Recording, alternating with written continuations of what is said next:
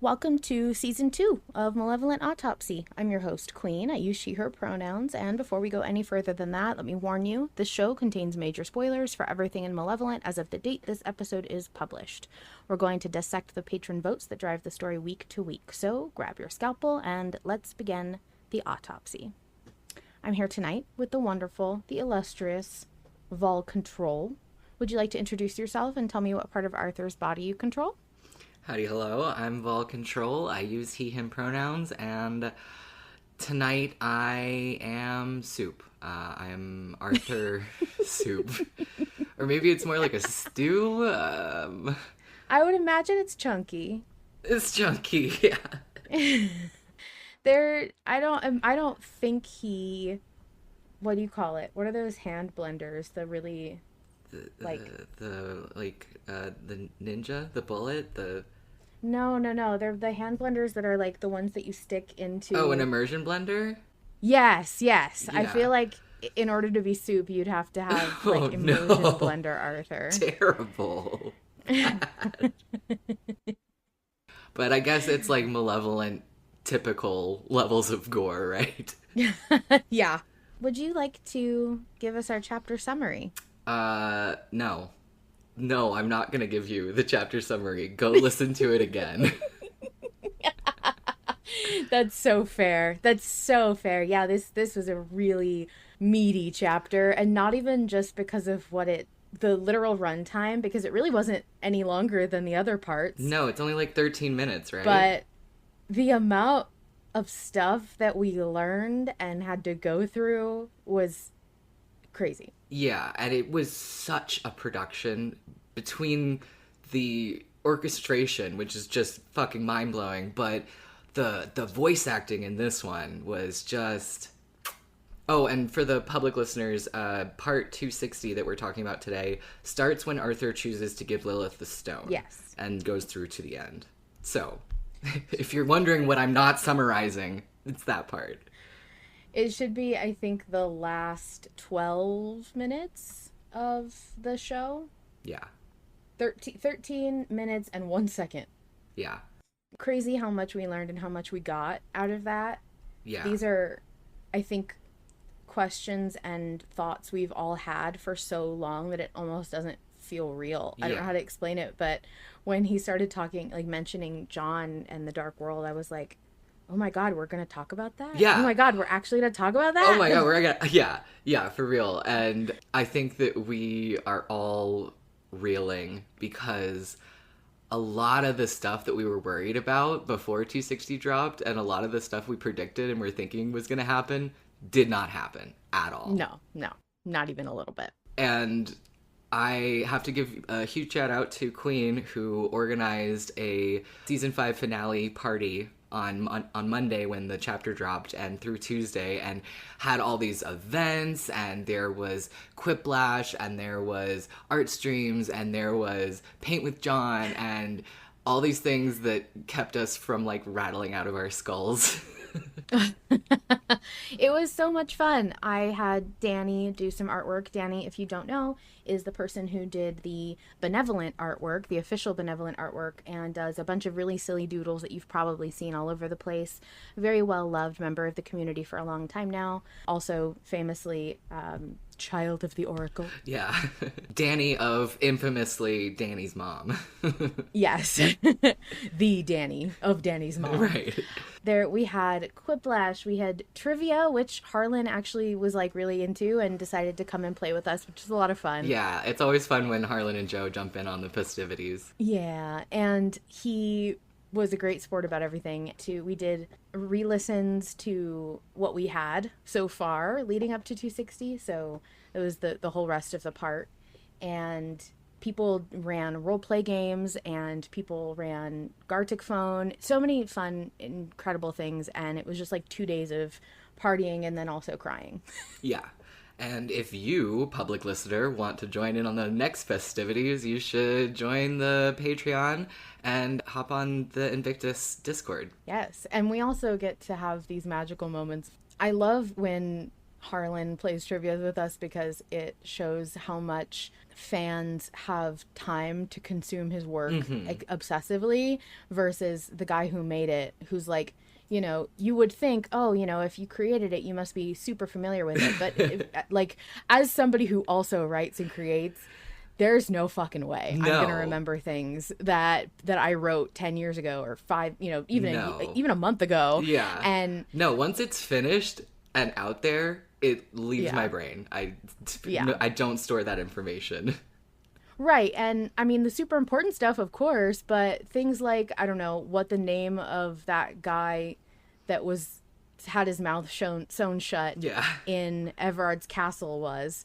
By the way, it's Rolf. Right. And somebody said the other day, mentioned Rolf and how, like, wondering if he died. And Harlan was like, who the fuck is Rolf? Which is, like, peak.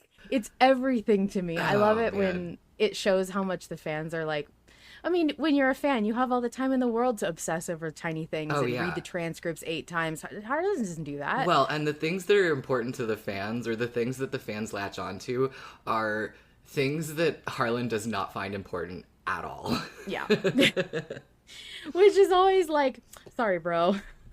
Sorry, dude. We are hitting on the wrong things. Right. But I do think that we were all very happy to get Kane's motivation and the wager as a musical piece. It's going to be a little confusing because we're going to talk about the wager as an episode, but the wager is also the big song that is played at the end of the part. Yeah. So I'm going to try and say the wager song whenever I talk about it as a musical piece, but we got that early. We got to hear the wager before it was in the chapter. And so everyone was kind of speculating on what the fuck this was for, because it's not like anything we've heard from Malevolent yet. Yeah, but only the Great Old Ones tier got to hear the wager in full. Isn't that right? Oh, really? Is that true? I totally forget what's locked to me. Yeah, it was only the Great Old Ones. So that was the first time I've heard that piece in full. Oh my god. Yeah. Yeah. And it blew my fucking mind. Yeah, so it was Great Old Ones locked, and we heard it for a while, and I'm blown away when I first heard it. I listened to it a lot, but I could not have, for some reason, did not fathom what it was going to be for. Right. I wasn't sure if, like, I knew there was going to be dialogue layered over it. It's a 9-minute song, so it's not like it's an interlude, like a musical interlude, but I couldn't have imagined that it would be Kane speaking over it, which sounds silly in retrospect, but of course, like, I didn't have context, so fascinating Well, stuff. And you couldn't have anticipated that it was going to be diegetic, too. I hope I said that word right. But, like, music that is actually happening with the characters, not background music. Yeah. And we'll be talking more about the wager later in this episode. We have Rose coming back on to be our expert musical consultant. Yeah, I'm looking forward to having Rose on to yap about the music for sure. Yes. But before we get into that, I have a couple of messages, I think in particular Luna Maria's, that we should play. Hello everybody. You know me, Luna Maria, she, they pronouns. Because we are all gathered here for the same reason on this evening. To celebrate the life of a man that was taken far too early from us. Arthur Lester, at the tender age of only in his 30s. Practically a baby. He was taken from this earth and now rests in what is eternal peace. Wait, hold on, I'm getting an earpiece. Wait, no, sorry, it's not eternal peace, because, you know, there's, like, afterlives and everything, so there's probably going to be more suffering, but, we still are here to celebrate his life and everything he accomplished. Like, writing a piano piece for his daughter, you know. I mean, I know he's the one that killed her, but, like, he still wrote it for her. And that time he beat up a rich guy in a bathroom that was really, really hot. And that time he threatened another guy in Franklin, that was also really cool. But I think we need to honor who Arthur was underneath all of the rage and all of his flaws. Arthur was a man who was full of kindness and tenderness and hope and poetry. Even in his darkest moments, he would look for it, and he could find the humanity in anything. Like, even an eldritch dog got in his head. I mean, that kind of fucked him over a little bit, because he tried to find the humanity in another eldritch god and was like, hey, you're evil. I mean, hey, like, don't you want to not destroy everything? And then he got himself, cut into pieces over it. But that's part of why we loved Arthur so much. Anyway, sweet angels carry you to your safety, Prince. I hope eventually you find peace. I know you won't, but it's a cute thought for the rest of us. Thank you, everybody. Thank you, Luna Maria, for helping us pay our respects. Let us have a moment of silence for Arthur Lester.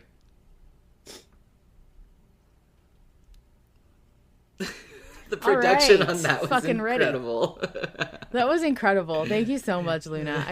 I love that you guys are putting like film quality effort into submitting voice shit. You all are so creative. It's awesome. I think we have one more eulogy. Yes, let's play the other eulogy. Yamikaku here, any pronoun. Rest in peace, Arthur's inventory. Yeah, I'm so sorry about that, bud. Thank you, Yami. But you know what? It's the circle of life, because at the beginning of this season, Harlan, just for Yami, specifically for Yami, went through Arthur's inventory and explicitly stated what he had and what he didn't have. And the inventory has been very clear throughout this season. So, in the end, Harlan's got to get rid of it. We're doing a 5-night binge of season 5. I'm streaming 3 episodes of season 5 until the release of the interstitial on Monday.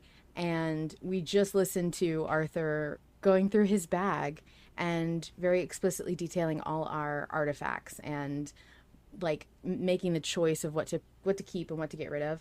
And I was thinking about it, and we really didn't make any use of that. Like, I don't remember him using any tools he currently owned in the season. That was something I noticed when I was listening with you last night. So it really stuck out to me that they enumerated the Crystallizer of Dreams, which we have had since fucking season 2, and have never used, have barely touched, have barely acknowledged. But in this moment, Arthur and John specifically talk about the name of it and what it is, and they decide to keep it because they think it could be useful. And it specifically is something that can transport items between worlds or between dimensions, whatever. And I know that Harlan and Joe have said the inventory's gone, but I'm putting this on the red string board. Something is going to happen in the next, either the interstitial or the first episode of season 6, to do with the Crystallizer of Dreams, I think. That's interesting. I like that. And we'll have a whole section for predictions, too. We, as you probably have noticed, public listener, had to have 2 episodes, again, because there's just so much. But I think that an important note for the public to know is part of the advantage of being in the Discord, and specifically being in the Discord as a patron, is that you do get some little bits and tips there, and when you ask questions about the chapter or generally things like related to what's newly dropped, sometimes, very rarely, but sometimes you will actually get an answer and get some clarity, depending on Harlan's, probably like a combination of factors. And one of the things was that, people were realizing that the inventory is gone and can't really take it with you, and Harlan and Joe confirmed, like, that shit's gone. I You can't always trust what they say. Sometimes when it's, especially when it's about recent content, sometimes they're just going to troll you and mislead you. Yes, and you also want to remember that it wouldn't be fun if they said yes or no. Like, it really wouldn't be, if they were being serious about every answer and they just answered every question you had, it wouldn't be fun. So I think they're playing ball a little bit with what answers have weight to them and what don't. I have a feeling that maybe we won't get our inventory back necessarily, but we could possibly find things. So we'll talk about that when we get to predictions. But but Hydrus does say in the chat, what about the lighter? And chat's going crazy about the lighter. And we don't know. The other thing I want to mention is that whenever Arthur died back in Malevolent, in seasons leading up to this one, and even after part 43, patrons got a special surprise recording that is goofy and silly, and I'm not going to detail what it is because it's important that that's a secret that get more or less kept. Yes. But we got a silly, goofy surprise, and we did not get one that was exactly the same this time. Yes. Because the point is that when Arthur dies, Harlan releases something goofy to kind of cheer us up, because a lot of people get very emotional about it, right? But that's been a very reliable pattern, and what we get is very predictable. And this time, however, he released a goof, but it was not the normal goof. Not the normal goof. And it went to the public. So it's safe to talk about. He recorded the "Have you ever had a dream" meme in John's voice with the kid who's just stumbling and stuttering over everything. And it is hilarious. Oh, it's so good. And it came out of fucking nowhere. Oh, man. I was not expecting that. Yeah. Harlan's a funny guy. He's a funny guy. Hilarious. Part of me wishes that his next thing would be a comedy, because he would kill it. Yeah. The other thing that I want to mention, the patron experience of this, is that, again, when you ask questions, sometimes they'll answer you and sometimes they're fucking around. And someone said, we were talking about how everyone's dead that we knew and met. And first of all, important to point out, of the 13 characters introduced this season, only 3 survived, which is terrifying. Not including John and John and Arthur didn't survive, so oops. Add them onto the pile. And someone was asking, what about Rolf? Which is that's the most side character ever, and that's how "Who the fuck is Rolf" came up. But then he said, oh yeah, he got exploded by a Lilith missile made of a half-empty piss bottle. Canon. So, I mean, what that really says is, why the fuck do you care about Rolf? I don't even remember that dude. Okay, sure, fine. Want to get technical about it, here's how he died. Which I love. I think that's fucking hilarious. And who were the 3 who survived? It was Alia, Malum, Mother Darkness, and Mother Darkness. That's okay. Yeah. Interesting. Very fun choices about who lives and who dies in season 5. Yeah. I think as far as all of the patron exclusive stuff, that's pretty much all I wanted to share. But I am coping because we're going through now 2 weeks of no polls.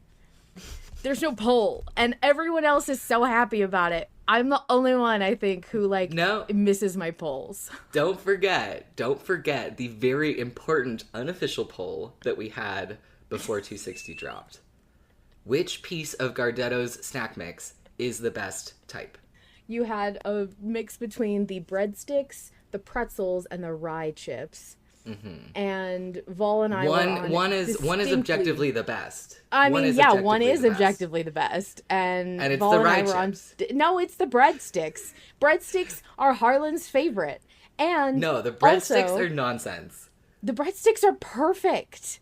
They're everyone in chat is agreeing with me. No, not everyone in chat. Do you see giant breadsticks as a word? Thank you, Autumn.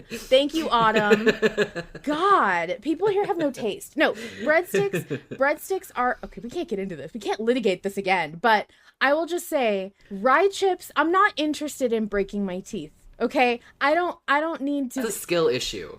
That's a skill issue?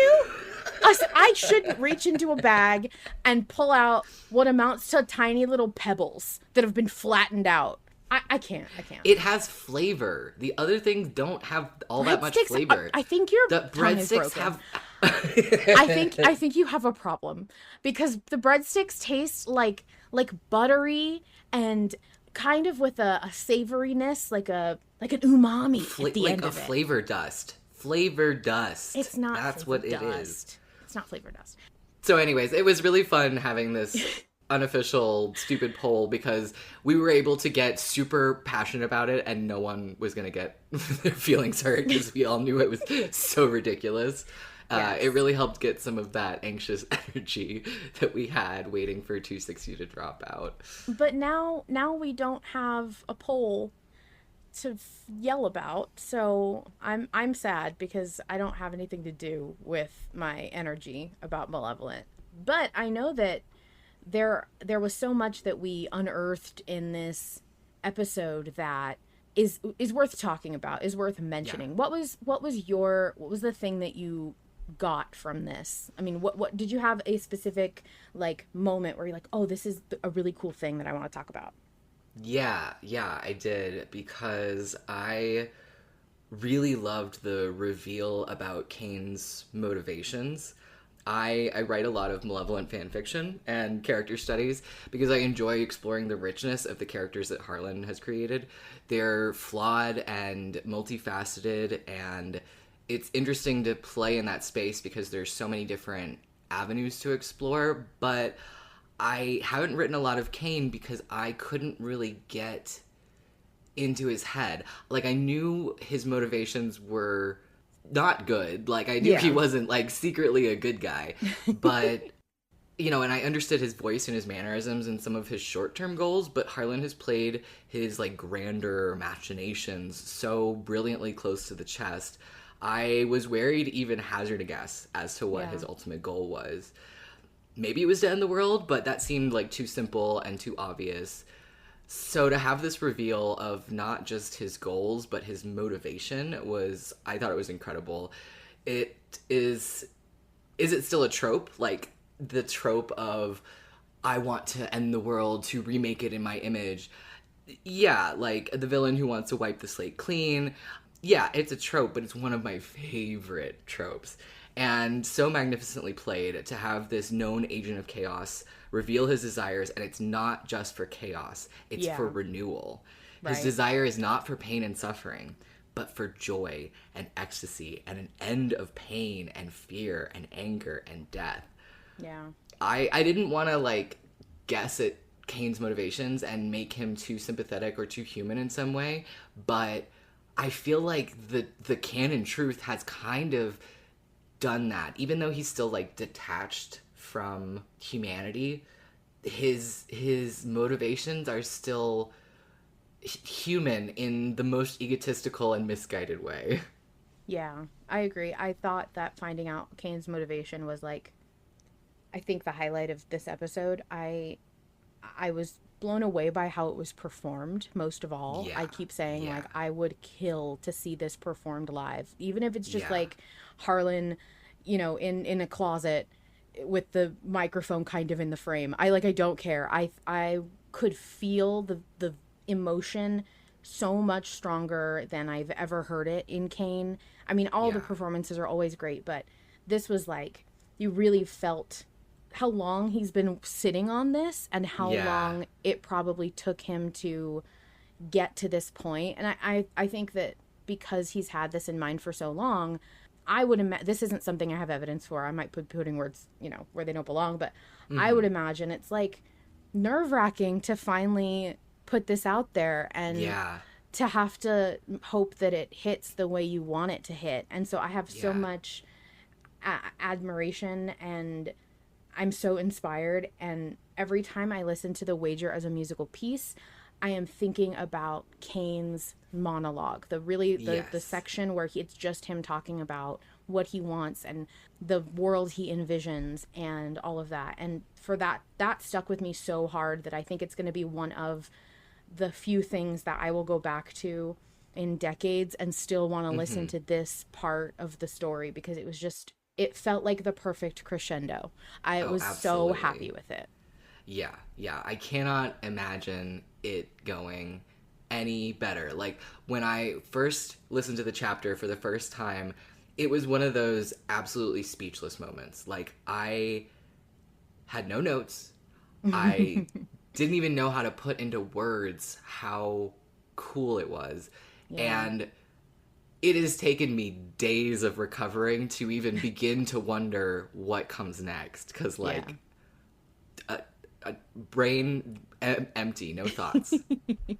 Yeah, there's so much. It's interesting how people responded to this chapter versus part 43 when Arthur dies on the slab. Because I think there was so much excitement about this being the end and us 100% sure we're on the precipice of something exciting and new with a new season, that there hasn't actually been as much genuine mourning as there was in 43, because we all Yeah. know that we're going with him. But I have to point out, we don't know anything. Like, No. this is truly the start of something that we've never dealt with before. Kind of like I say, the Nightmare episodes are no rules, because you can Yeah. do whatever you want. You don't have an inventory. You can bring back characters that are supposed to be gone. Like, you can do anything. And I feel like that's what season 6 is leading up to. Yeah. But we'll talk about that more in the next part. I was just going to say, I think people were very quick to jump into speculating about what comes next, because in 43, when Arthur died, people felt like they weren't prepared for it in the way they're Right. prepared for this.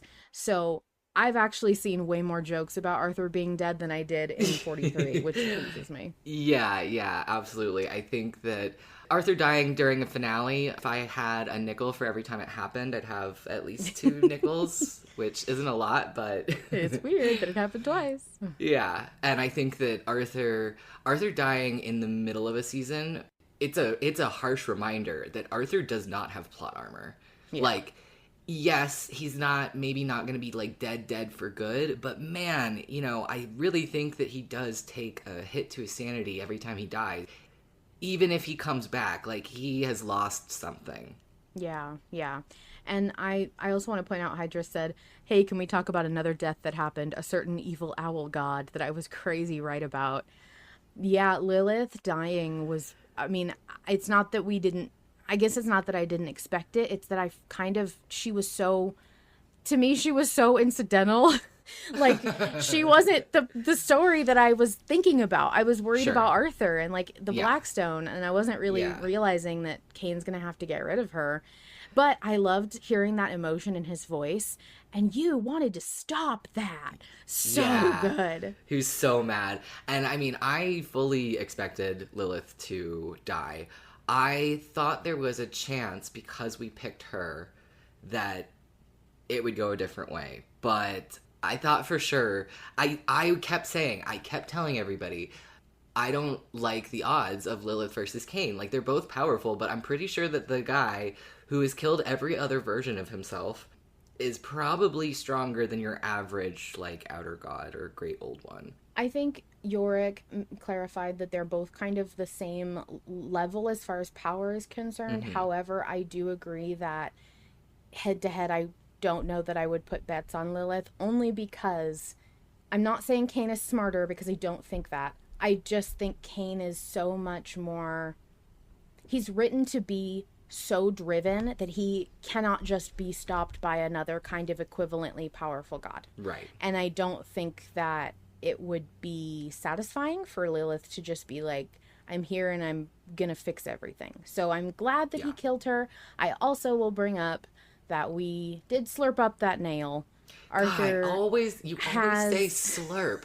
Why do you always have to say slurp? Because that's he absorbed it, and I really don't know how else I'm supposed to picture it. It's like, I don't know, it just kind of feels like a slurp thing. Anyway, It's a splinter, okay? some of the patrons have been calling it the acrylilith, as in acrylic nail, from Lilith, and Mm-hmm. I've just been told that people want that to be knowledge that you have. So now Yeah. you do. So I think, Lilith may be dead but not gone, Yeah. as she said herself, Right. Not all things that are gone are dead, and not all things that are dead are gone. which we know was the hint that Charlie Dad was alive. Which is the hint that Charlie is alive. And you guys, I was so fucking scared that this Yeah, choice we would were torture or kill Charlie. So fucking scared. Until the moment the Jeez. chapter turned into just killing Arthur, I was like, at any moment, Kate could just be like, in fact, okay, no, I'll tell you right now what I thought. When he brought up the orchestra of Arthur's, which people are very cleverly calling the oh, I can't say it out loud. Arthestra. Arthestra. Okay. People are very cleverly calling it that. I was so scared that John was going to say it's everybody Arthur's ever known and loved, and they've all been like forced to do this. And Yeah. I was so relieved that Charlie was so wildly unimportant. So he remains unimportant. Thank God. completely mundane, totally not important right now. I'm fine with that. I Yes. just wanted him to not be tortured or killed. I will say it is bittersweet because on one hand, there's no way Charlie could, what I say that, but I just talked about how season 6 has no rules. Anyway, there's not really a way I can imagine where we would get to have Charlie around in the dark world if he's alive. Yeah. So there's that where like, oh, I may not ever see him again, which like I kind of expected realistically. Sure. But Yeah. there's also the fact that his location has been hinted at, which Right. means how is that not going to come up again? Why Yes. did you get so specific about saying Charlie himself, not Oscar, not Daniel, not Nope. anybody that Arthur's ever liked? He's been like, Charlie's still alive. I can tell you where he is. He's somewhere familiar on the threshold. And I won't go into it now, but there's predictions about where he's going to be, and I have my own, and we'll talk about that in the Yes. prediction segment. But I just wanted to say really quick, I'm so fucking relieved that Charlie is fine. And Lilith voters, I still don't agree with you, but I still think I was right. But I at least don't have long-term beef with you anymore. Right. So we're good. We may not see Charlie for the rest of the show, or we may only see him briefly, or just a mention in passing, but the fact that he's alive means that there's a chance at that, whereas if he were dead, we wouldn't have that chance. Right. Should we listen to some more voice messages from other patrons? Yes, I would love to hear what some other people think. Hi, my name is Rotten Little Flea, and I use she, her pronouns. I'd like to share with you my reaction to listening to the Season 5 finale. Those of you who are on the Discord would unfortunately have been subjected to my constant whining and complaining about the fact that I had to work whilst the episode was dropped. So I do apologise for that. When I eventually did get off my shift and I got home, had my dinner, got my pyjamas, sat down in the dark on my bed, put my headset on, and...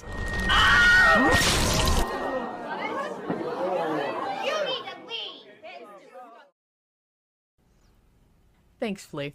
Relatable. Yeah. No, that about covers it. Yeah. Pretty self-explanatory.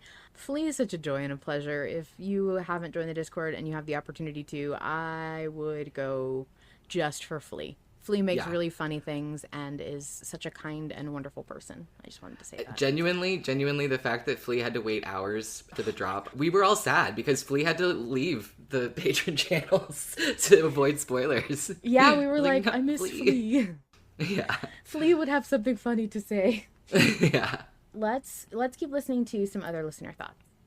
Hello, this is Mythology Addict, aka the Moss Theologian, as I have recently converted to Moss-ism, he, him. So, Jesus Herald Christ, what in the absolute goddamn hell did... Okay, so, how did the wager make me feel? Well, first of all, Harlan, why the fuck was everything so visceral? I'm very uncomfortable with all that.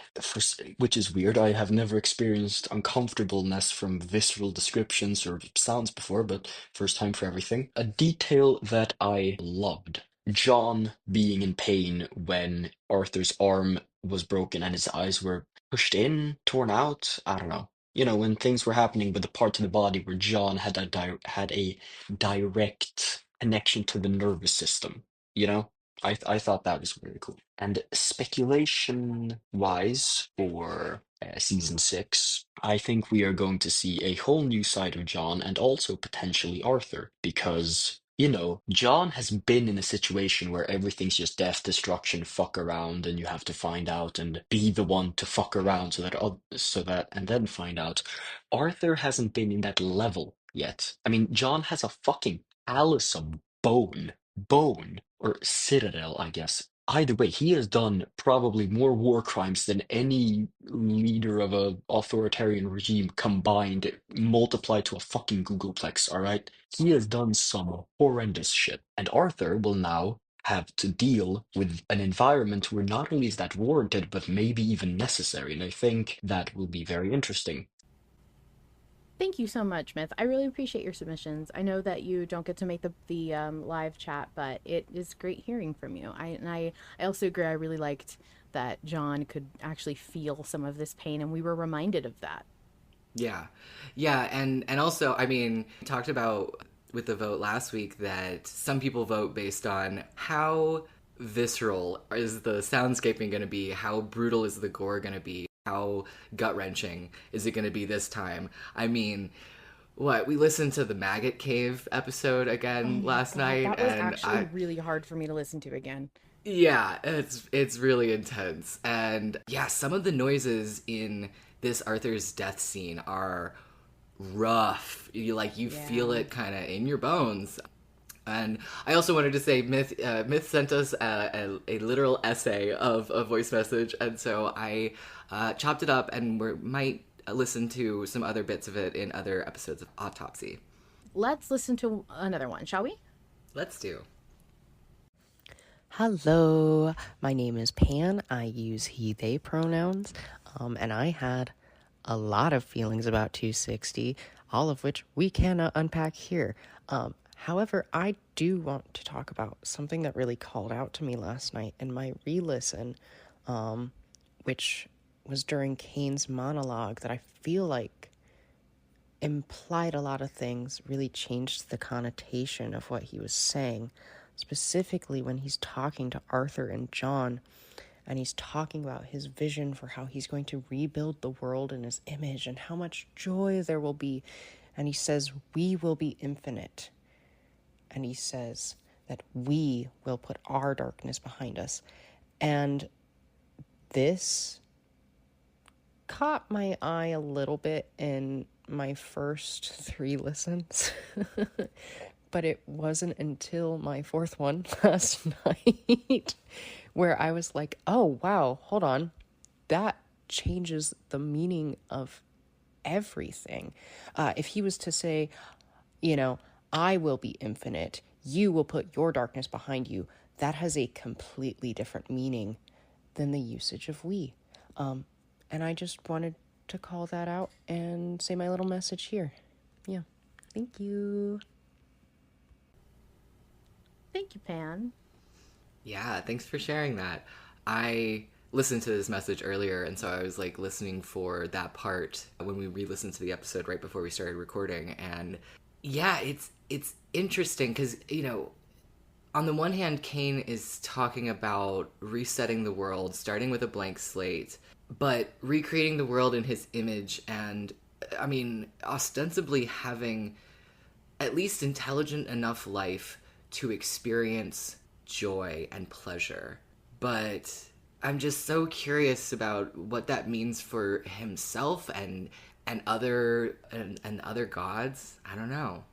Yeah, we talked a little bit in the eel pit about what Kane's vision really was and how it could make sense, and whether it was understandable or not, if it was something that we could really relate to or not, because supervillain trope where they want to make everything quote-unquote better and their idea of better is bad.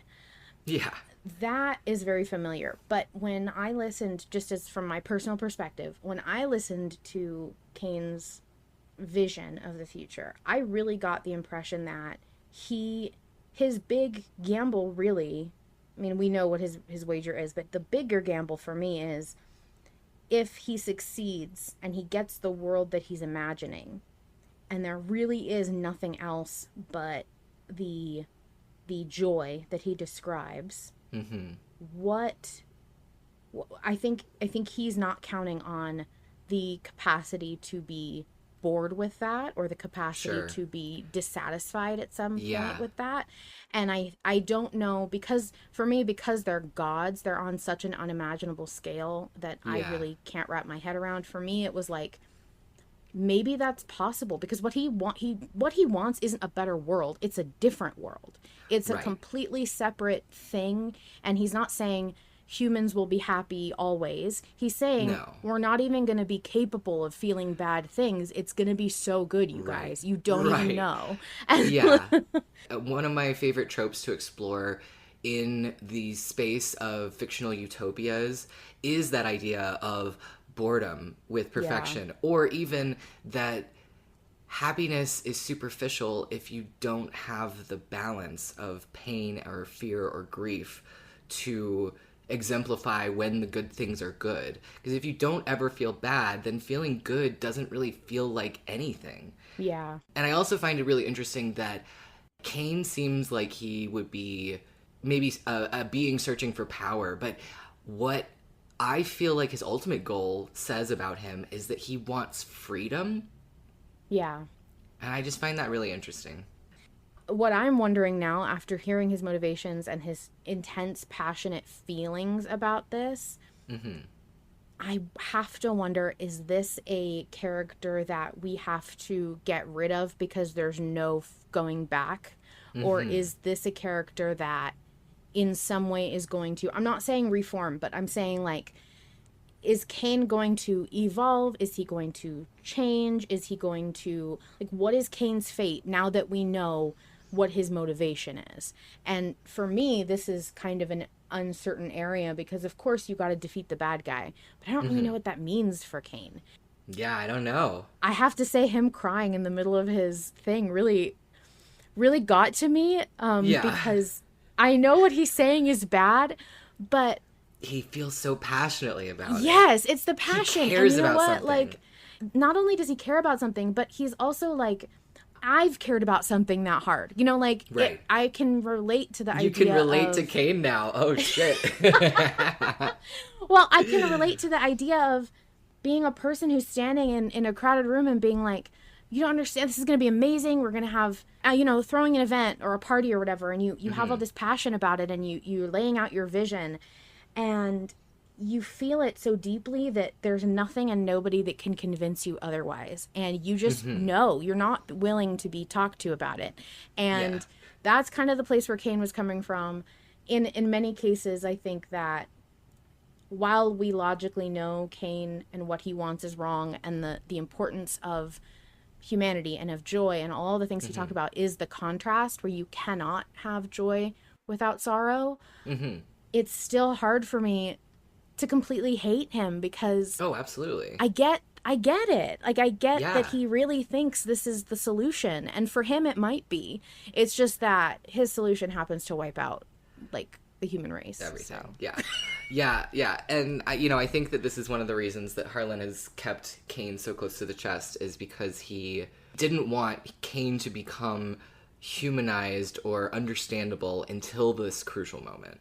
Yeah, that's a really good point, because I've been wondering why he hasn't explained what Cain wants for so long, but now I get it, because it's totally, like, wouldn't it be nice if there was no war? You know, like, it would be, but... Yeah.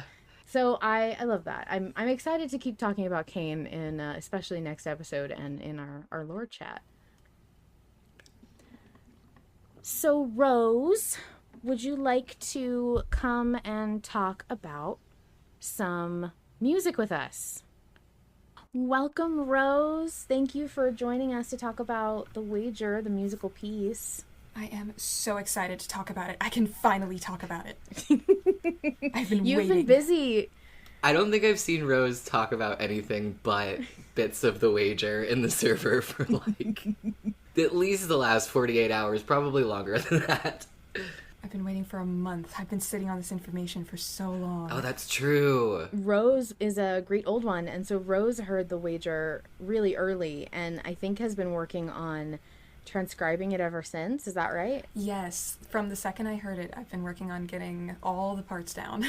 Wow. Yeah, first of all, fucking thank you so much, because everyone is going to benefit from that. You know, people love to have the music transcribed, and Harlan does not provide it. Not because he doesn't want to, I'm sure, but just because it would take away time from the story, which is totally fine. Yeah. But I've seen so many people going, does anyone know what this part in the wager is? Right. And I'm like, just wait, Rose is cooking. Tag me, I'll get to it eventually. And Harlan himself liked your music analysis, right? Yes, the first one I did. Well, the whole thing, but I gave a little preliminary description over what I heard, and now that I know it in context, I have so much more information. Amazing. Yeah, so tell me your thoughts and feelings about the wager. Okay. First of all, a wonderful, wonderful piece of music. I listen to a lot of music as a music person. I've been involved in so many ensembles over the years, and I will say there are some soundtracks that I'm like, it's okay. But the second I heard this one, from the opening few notes, I knew it would be incredibly impactful without even knowing the context of the story. So you can feel that there is a story happening throughout the piece. So imagine, those of you who listened to it whenever it came out with the episode, imagine you just heard the piece, only the music, you had no idea what went with it.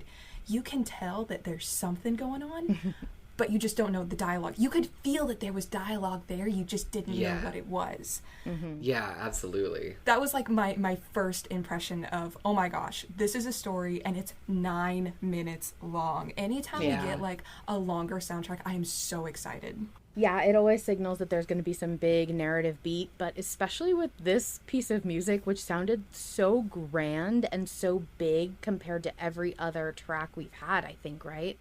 Yes. Yeah. It's crazy to me that Harlan is not only a talented storyteller and a talented musician, but also a talented musical storyteller. Yeah. All of the things combined. Which, there's a couple of reasons why it feels bigger. It's because, first of all, it literally is. For the other soundtracks that we've had so far, it's been piano, and we got a little bit of cello. And then we just got Peggy Gordon, which has some banjo. But that's it. We've been limited to 2 or 3 instruments. So one of the first things I wanted to go into was actually the instrumentation of this piece. So with compositions, and when you're looking at a score, so far, from what I can hear in the instrumentation, you've got 4 families, well, technically 5 families. You got the woodwind, the brass, the percussion, the string, and the keyboard family. There's a traditional string section. You can tell there's a violin 1, a violin 2 part. So the violin 1 typically has melody, the higher pitched notes. Violin 2 is typically more harmony, middle range notes, viola, cello, and double bass. However, something interesting is the double bass would either need a fingerboard extension or they would have to detune their low E to be a low D, because the notes that Harlan has them play is actually too low for the range of the instrument. They would have to literally detune a string to make it work. Wow. That's really interesting.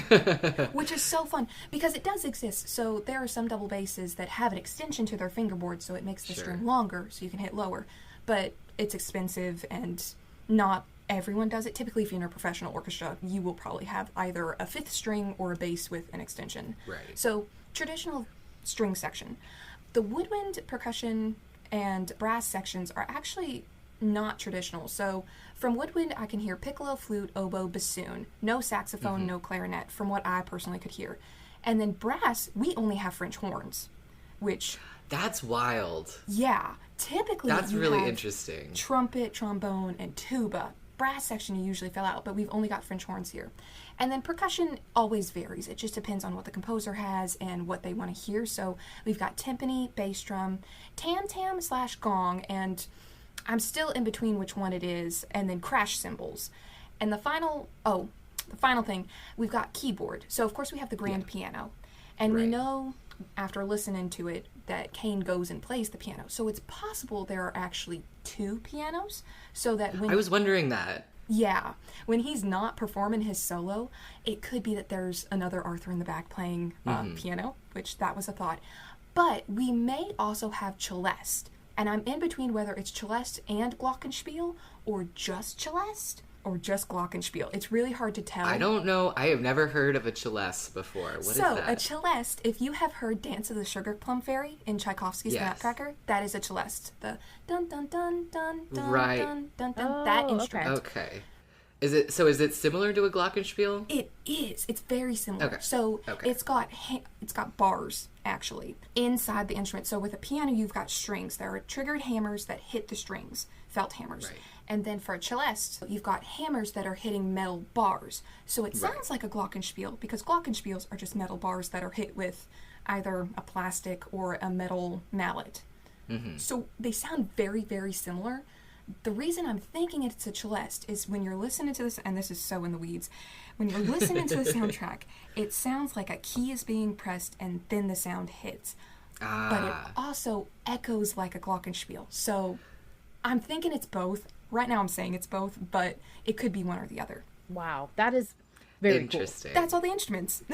Oh my gosh. That is so interesting about the brass section. French horn was the only instrument that I ever learned how to play. Well, I learned how to play a little bit of piano, but... Oh my gosh, French horn. That's probably why I liked the brass section in this so much. I don't know, I just love the fact that French horns get. But they don't usually get the spotlight, so that's very interesting. When French horns happen, they are very distinctive, and when they're used well, they are so impactful. I love the sound of them. They're incredibly difficult to play. I was not good at getting a sound out of a French horn the few times I tried. I also wrote down some of the composers that this piece reminded me of because classical music is my thing. So whenever I first did my cursory analysis, I talked about Tchaikovsky's Sixth Symphony, the Pathétique, because it's French. That symphony has some wonderful horn calls. Mahler is very well known for his brass sections. His first and second symphony were the ones specifically. But I had actually heard a section of the Shostakovich Fifth Symphony, and that's what reminded me most of it because there's this big piano entry, and then the horns come in, and it distinctly reminded me of this piece, and it took me forever to remember which symphony it was and what composer it was. But if you're wanting more good horn moments, highly, highly recommend those. And of course, if you're looking for modern, Hans Zimmer has wonderful horn moments. John Williams has wonderful horn moments. I can go on and on about all of the wonderful composers and pieces that have these. Yeah, and I love hearing that. When you have pieces like this that are so big, there's always going to be classic artists that inspiration might have been taken there and everything, but it's still its own piece so uniquely. I think that's very cool. Did you have any sections of the music that made you particularly emotional or like excited? I mean the whole thing, but yeah. Right, it's so hard to choose. So I actually did divide it into sections because in my analysis, when I do an analysis, I usually try to find the main themes. So of course we have our main wager theme, which we've heard before, and I did transcribe from chapter 256. But honestly, anytime I hear strings, I immediately lock into it because that's my passion, that's my life. So if I hear violins, I'm like, oh, lovely. I love that. That's beautiful. And they were used so well in this piece. They were used often as just these long tones. They honestly don't get the melody, which is rare for violins, but giving them these like underscore moments, it really just brings out like the tension of the moment. And if I had to pick a moment, obviously the piano solo in the center of it is just so impactful. Yeah. And it's really hard for me to pick out transcribing wise. I'm still working on it. There's so much happening and it lines up so well, and then it leads into the woodwind section, which again is so well stacked. It leads into itself perfectly. I love it all. I don't think I could pick a single part. I'm just going to go through all of it again. Something that I noticed is that when Arthur and John are trying to give their like hope speech, I noticed that it was just strings and piano, and knowing that those instruments represent them, I thought it was really perfectly composed. Yes, I have many thoughts about piano being Arthur and cello being John, and I need to write that essay because I have many, many thoughts. There is a particular section, I'm sure it's the piano solo, that has a lot of, I mean, I've seen it multiple times and I think about it every time I listen to it, that just, I don't know how to describe why it gives me emotions, but it does. Is there a pattern to why music, what evokes, like what types of instruments evoke certain types of emotions or anything like that? Because that, do you have the timestamp for that solo? I kind of want to hear it again. Let me go to my document. I'm trying not to alt-tab because I know my keyboard's a little loud. That's okay. Piano solo starts at 4:40. Unless you're talking about the first one. The cadenza starts at 2:56. Which goes into the flute trill at 3:10. The glockenspiel. You said 4:50? 4:40 is the main piano solo. Okay, let me find it. Which is where Kane says this is about life as it truly should be, because I was writing down little quotes. Okay, that's the main one. Okay, I'm going to play for a little bit.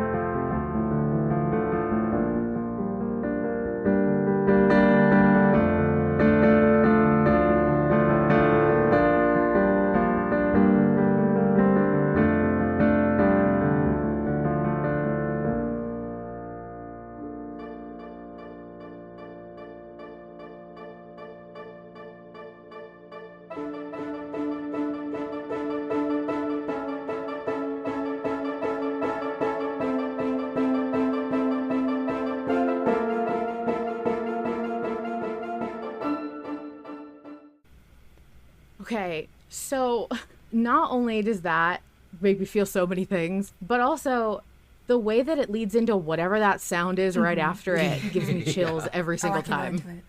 So I actually just finished transcribing that next section last night.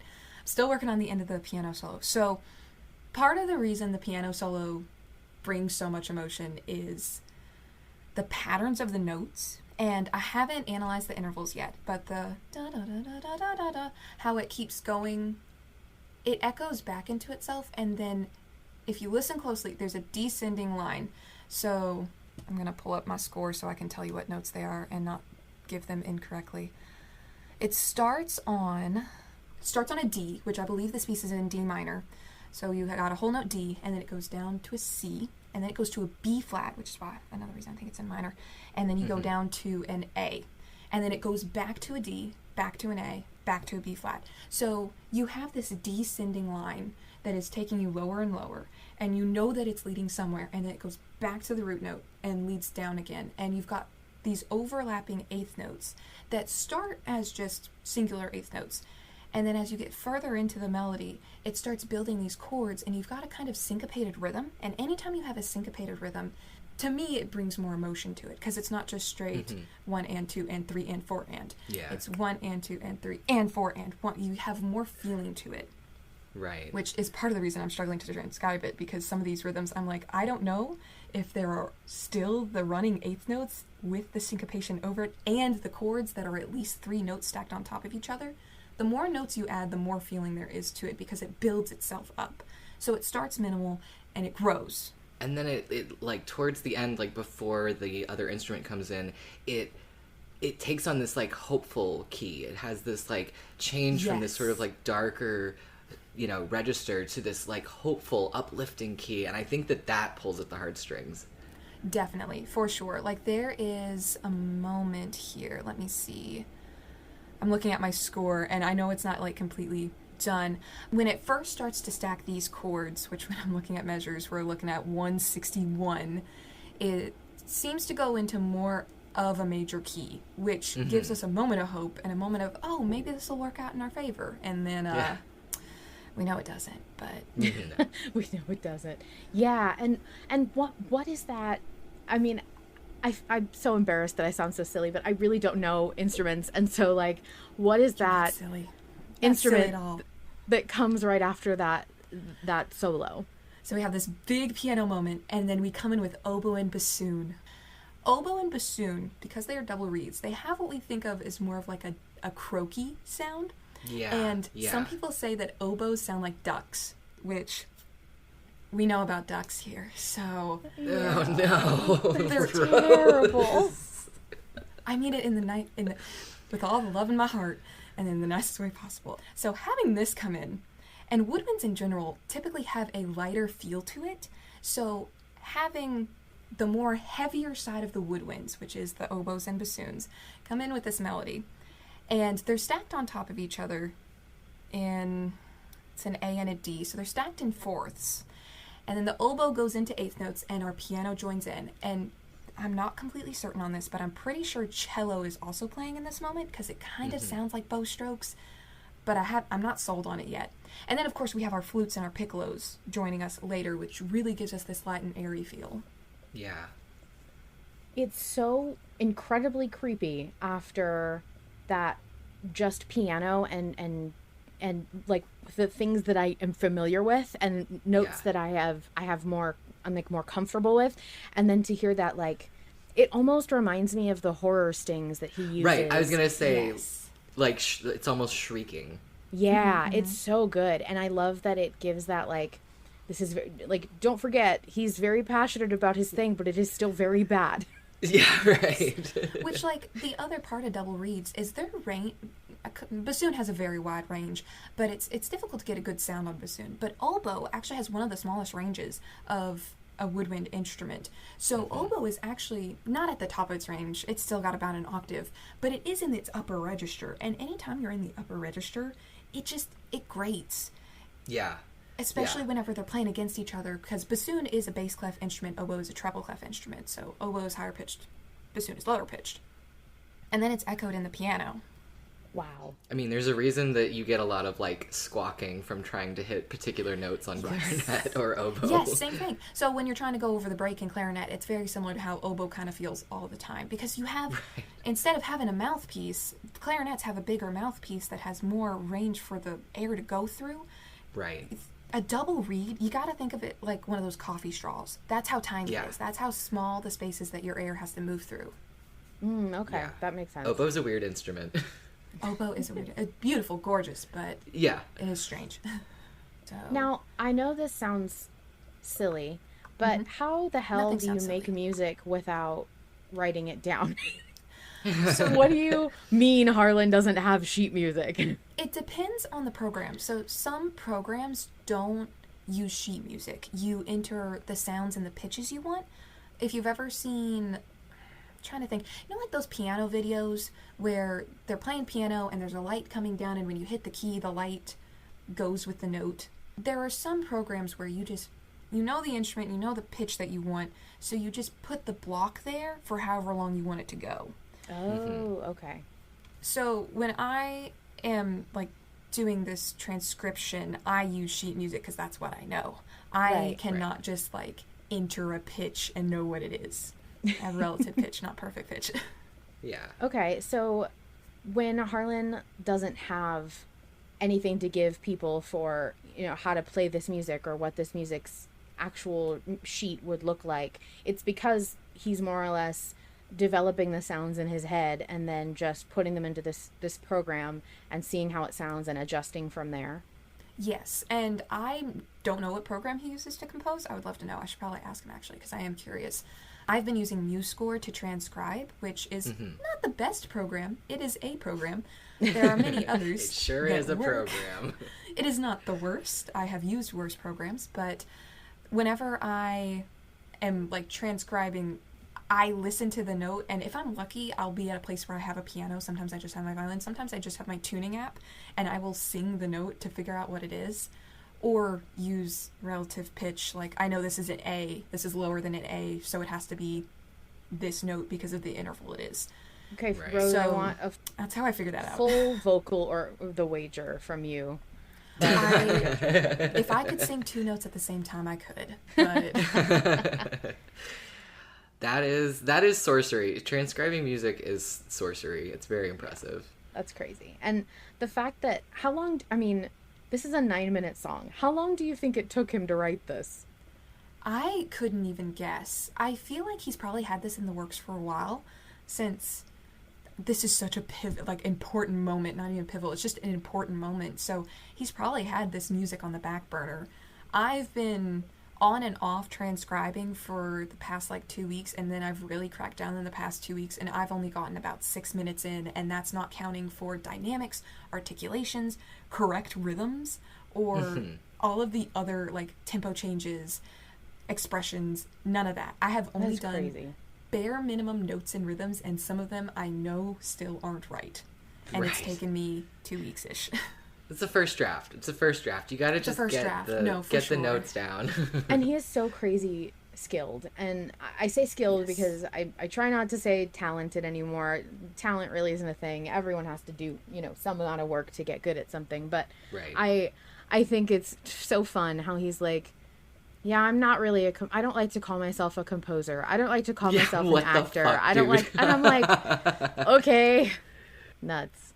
He's absolutely a composer. I mean, even the other piano pieces, before I heard The Wager, like how far we've come, I am still obsessed with that piece. I wrote an entire analysis over it. It was one of the very first things, actually, not the first, but one of the first things that I posted about in the Discord, because I was like, it dropped and I joined the Discord around the same time, and I was like, I've got to give my analysis over this. I have to give my thoughts, because this is an amazing piece of music that I am very passionate about just from listening to it.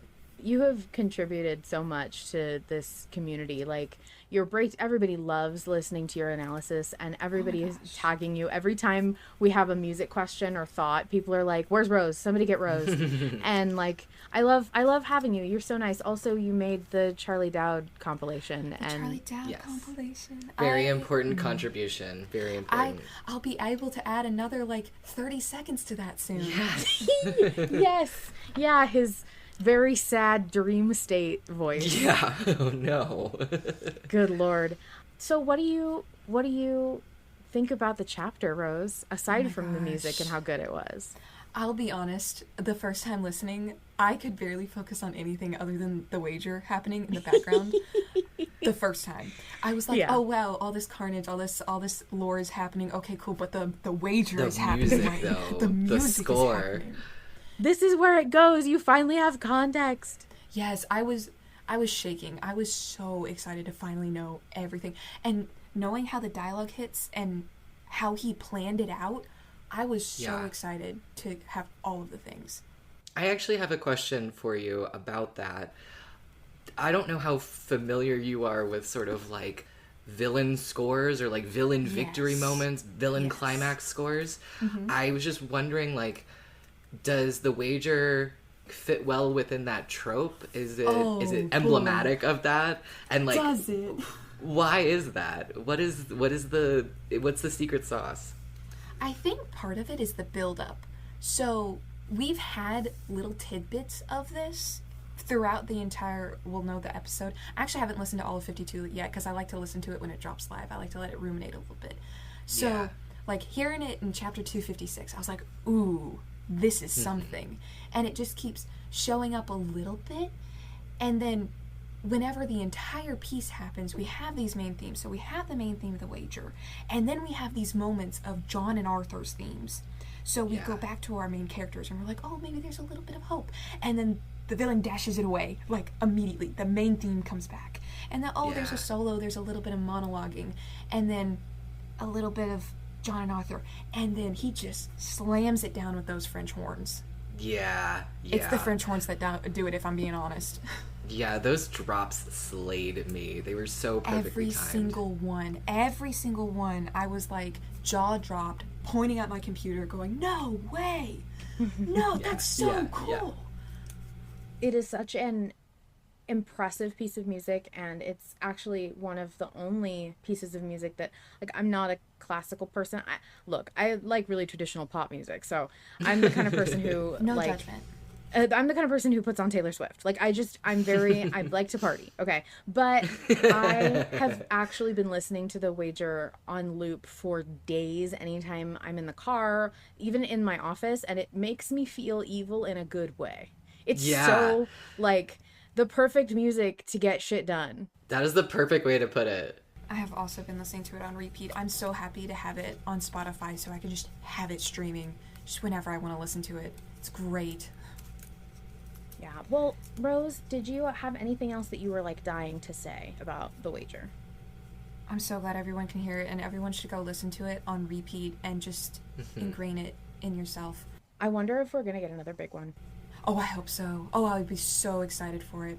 I am planning to do we're gonna see if this actually happens. I would like to do a video essay over this piece because I'd like to like go through the score and talk about each of the things with the score along with like me talking about the music, since I know music is a foreign language to some people. It is like an entirely new system, and a lot of the words I say are probably unfamiliar, which is totally fine and cool.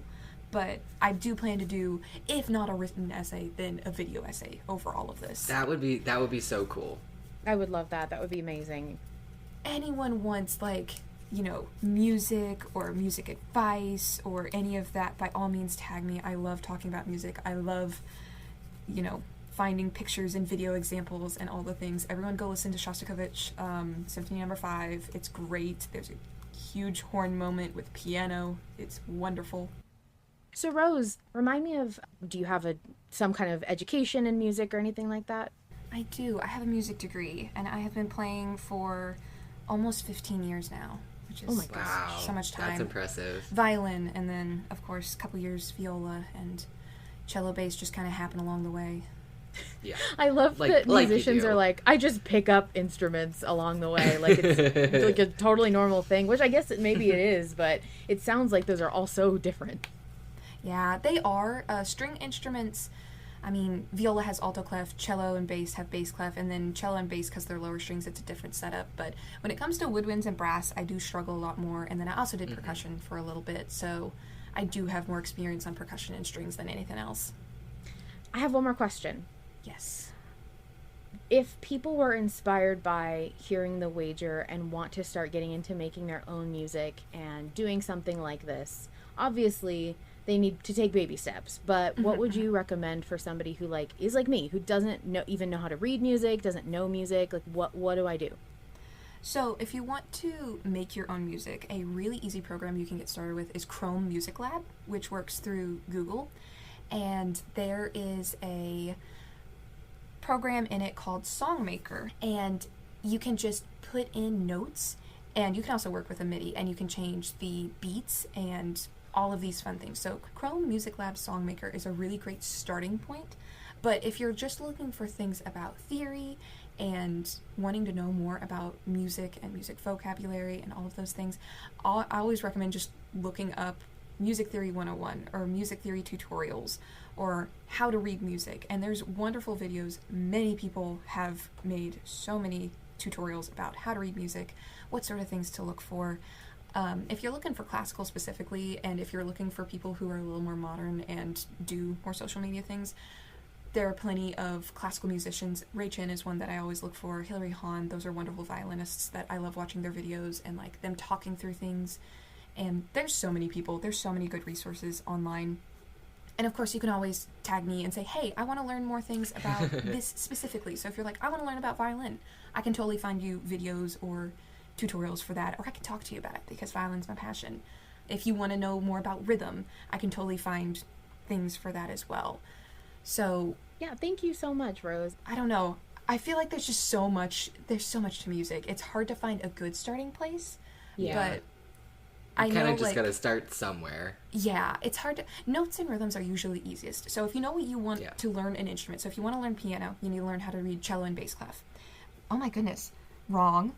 You want to learn how to read treble and bass clef. I said cello. I was wondering. I was like, I don't think that's right. I've had a long day. It's been a Friday. So musictheory.net is definitely the easiest place to get started because they have lessons and they have exercises. So you can practice, you can learn how to read the notes, and then you can practice reading the notes. If you like something a little more gamey, there's something called Musica, Musicca, which is like Duolingo, but for music, and that is really cool. Oh, that's cool. I love using that because you learn how to read the notes, and then you also can learn about popular music, instruments, pictures, how to identify by sound and sight, which highly recommend. Don't use the rhythm feature on there though, it sucks. If you're looking for rhythms, look up like drumming videos, like bucket drumming. That's an easy way to get started, like understanding rhythms. And there's so many things, there's so many resources, but by all means I will totally like help find resources, talk about it. I feel like I need a music corner or something to just do all these things. We've got the eel pit, we need the orchestra pit for Rose. Oh my gosh, yes. Orchestra pit. I haven't played in a pit production in so long. Oh my gosh. Thank you so much, Rose. I appreciate all of you. Thank you for letting me come on and yap about music. I will always be willing to talk about music. Yay. We could not have covered this episode without having you on. That would have been criminal, because neither me or Queen are qualified to talk about the music. We would have sounded like fucking idiots going, yeah, when it goes like that part's so cool. Yeah, when it goes do do do do do do do. Yeah. That's how musicians talk too. That's totally valid. Yeah, but we're so excited that you were free to come on and talk with us about this incredible piece of music. Thank you so much for having me on. I was so excited to talk about it. Okay, well, thank you, Rose. I hope you have a great rest of your night. Vol and I are going to close up the show, and we'll definitely be here again and hope to see you in the audience. Wonderful. Goodbye. Goodbye. Bye. Okay, Vol, that was a wonderful, spirited discussion, and I'm so happy we had it. Yeah, absolutely. I think we're just about ready to wrap up, but I think we have one last minute voice submission to listen to. We do. I'm gonna throw it in here. I'm not late. You're late. Name's Cam, she, it. Literally everybody knows me already, so let's get into it. First of all, you left a ton of really great prompts, but I'm going to be honest, I don't really care about any of that. I've got a very important question that I desperately need answered. Now, KM, you yell, what could possibly be more important than theorizing what comes next? I'll tell ya, it's my Season 6 theme. Now, for Season 5, I did this really fun thing where I voted completely against lore. I didn't want to learn a goddamn thing, and you know what? I succeeded with flying colors. I may not be smart, but I'm cute. So unfortunately, it was only recently that I realized that the only reason I did that was because of the literal years I spent theorizing about yellow turned out to be entirely wasted. So, the most important question comes up. What am I doing out of spite this season? There's a lot of really good ideas, a lot of really fun ones. What I need is help deciding vote only lore, regardless of the danger? Vote pro John, despite what it could do to Arthur, simply as payback for that book comment? You may be tempted to say, Cam, just do it for the bit. Problem with that is I already am doing it for the bit. I practically am the bit at this point. So, one final request for everyone listening. Toss me any fun ideas you might have, friends. I'm ready to go all out. Thank you, KM. And I personally think that your theme should be find Charlie at all costs. What do you think KM's theme should be, Vol? Oh my god. I did listen to this message, and I didn't come up with an answer before right now. You're putting me on the spot. Yeah, I am. Damn it, KM, why'd you send this message so late? No, I'm just kidding. It was very funny. It made us both laugh. Cam, I think that your theme should be travel the furthest distance possible. Ooh, that's a good one. Go for the marathon. Go for the longest road. We're going Catan rules. Go miles for the longest road. Miles to go before I sleep, baby. Yeah, miles to go. That's a really cool, like, catchy name for it. Yeah. I mean, miles to go before I find Charlie is what you could say. Maybe. Maybe put Charlie in there somewhere. I miss Charlie. Okay. Thank you all for joining us and listening in, and look forward to another episode of Autopsy on Sunday. Yes. The horrors persist. But so do we. Thank you, of course, to Harlan Guthrie, the sole creator of Malevolent. You can find everything official at linktree/Harlan Guthrie. Without his labor of love for a story he wants to tell, we wouldn't be here. And speaking of here, if you want to be part of the live vote chat I record each week, join the Invictus Patreon and connect your Discord account. We have our own private patrons-only autopsy channel. If you want to chat with me and maybe even some other folks you hear from on the show, you can also find a public autopsy channel from the Invictus Discord so you can hang out even if you're not a patron. While Malevolent Autopsy is my pride and joy, it wouldn't be ever improving without some key players. Thank you to Mizra, Nikki, and Vol Control for their work editing and assisting with production. They do so much for the show, and they do it all as volunteers, and I couldn't be more grateful. To submit a voice recording, have your message read aloud on the show, or find us on other platforms, visit linktree/Malevolent Autopsy. Let's hear from one more Malevolent fan before we finish this week. Editing note for Nizra and Mickey is apparently what I'm now calling you guys. Oh my god.